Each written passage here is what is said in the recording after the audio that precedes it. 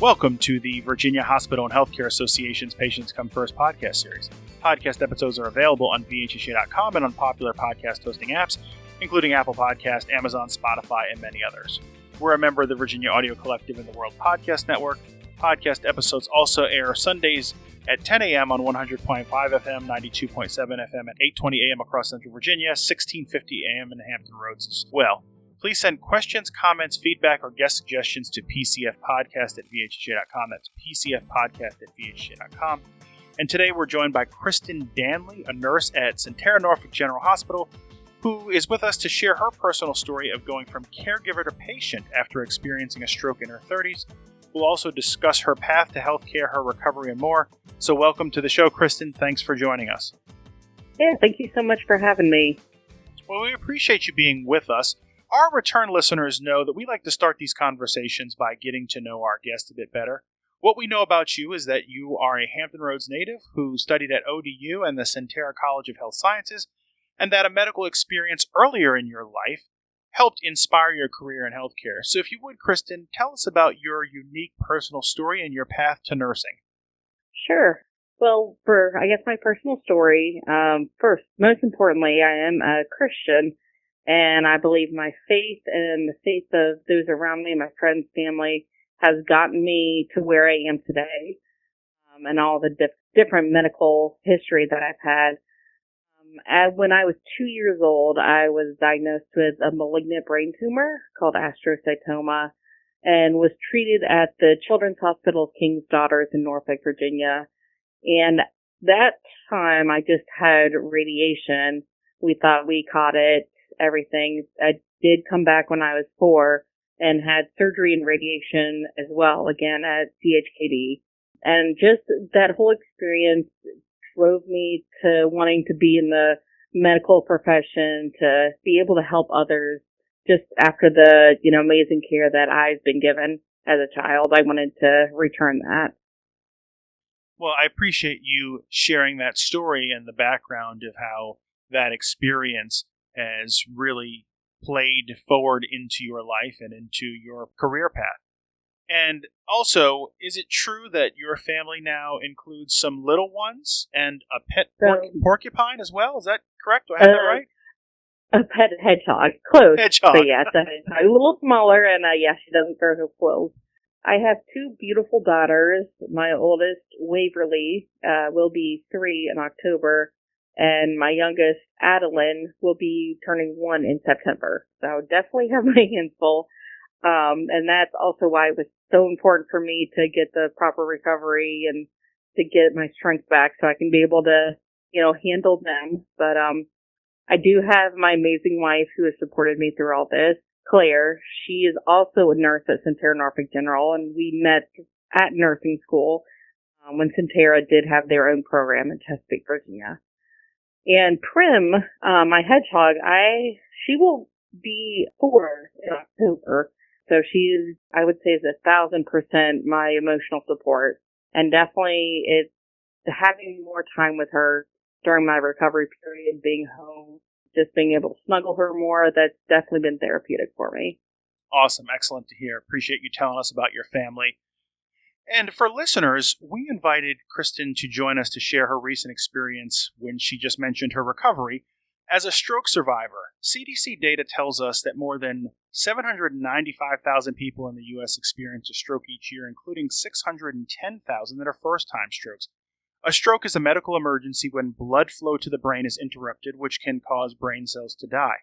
The condition is often associated with older adults, but about 10 to 15% of strokes occur in adults ages 18 to 45. Kristen, in your case, you experienced a stroke at age 39, which occurred on Valentine's Day 2025 when you were working in the hospital. So with that background, can you tell us what happened in your situation and how events unfolded from there? I know. It was perfect timing, really.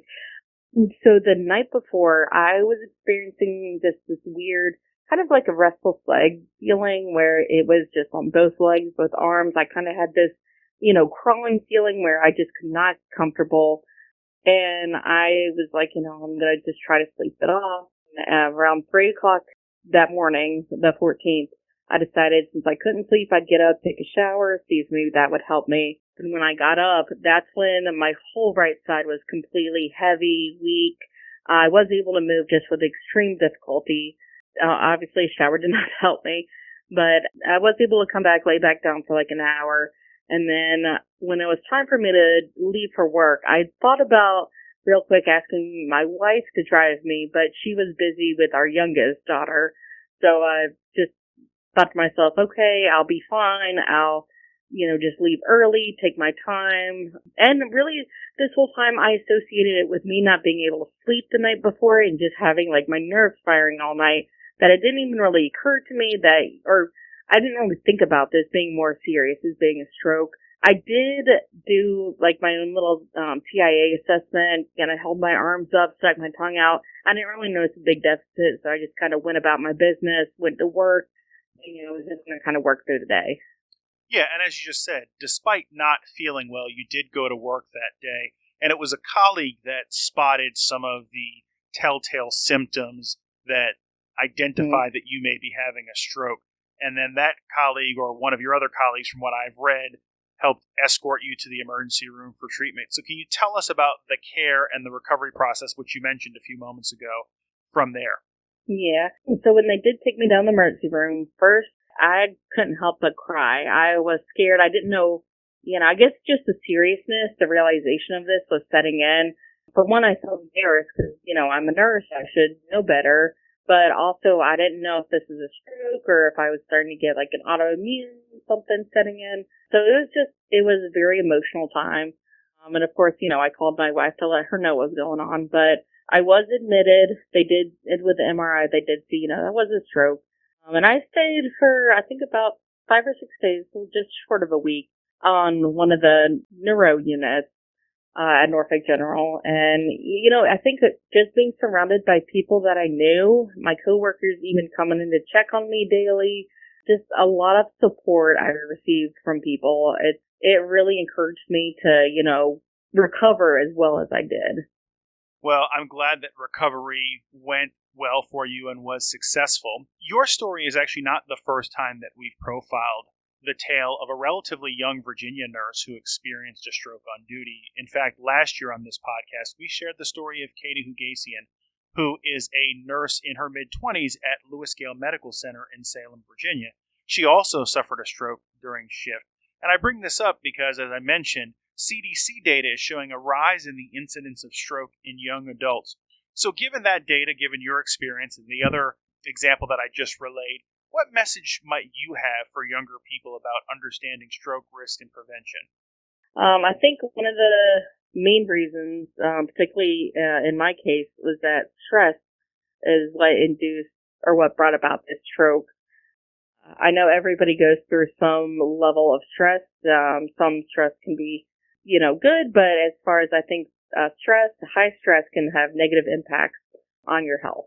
We did additional blood work and labs and different testing while I was at the hospital to see what would have caused this stroke, but they couldn't figure anything out. Nothing was wrong. So I do associate with that.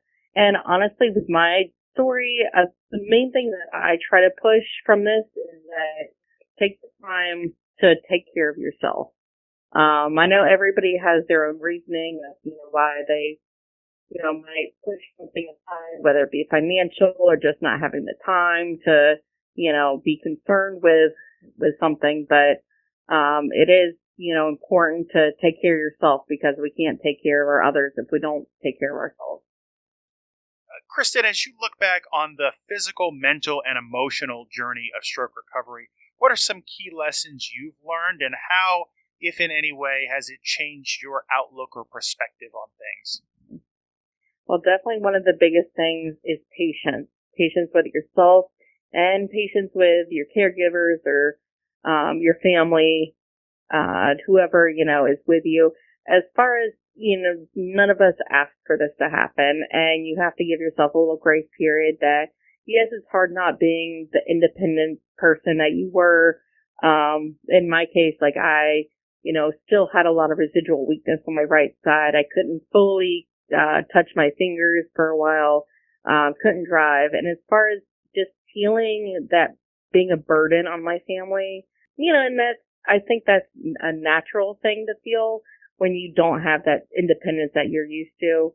But just having patience with yourself, and then, it does have to it does put a strain on your caregiver, your family, as far as worrying about your health, or if this is going to, cause another stroke later on because you are at a higher risk. So just having that patience with each other, and, trying to have that open communication so that you both can know where each other's coming from. Appreciate that perspective. Kristen, want to thank you again for sharing your story with us and with the audience. We are nearing the conclusion of our conversation, but before we do, we have a tradition here on the Patients Come First podcast to close things out by asking guests a pair of surprise questions. To keep things interesting, Sure. We have a list of 10 mystery questions that you can choose from. So if you pick two numbers between 1 and 10, I'll ask you the corresponding questions. Okay, I'll go with my lucky number 8. Okay. Number 8. That question is, tell me one memory from your life that whenever you think of it, it makes you smile. First thing my mind goes to is that every summer we take a vacation to the Outer Banks, North Carolina, and that tradition was started by my aunt when I was younger, after I was 4 and had gotten over or was recovering from my brain tumor for the surgery. And we kind of went as a celebration. We've been doing that every summer since then. And I guess just having the memories of, throughout the summers, that always just makes my heart happy. Well, that sounds like a great restorative time to be with family. So appreciate you sharing that. Mm-hmm. And then if you want to select one other number. Sure, we'll go with 5. Number 5 is, if you could spend the day with one person from history, living or otherwise, who would it be and why?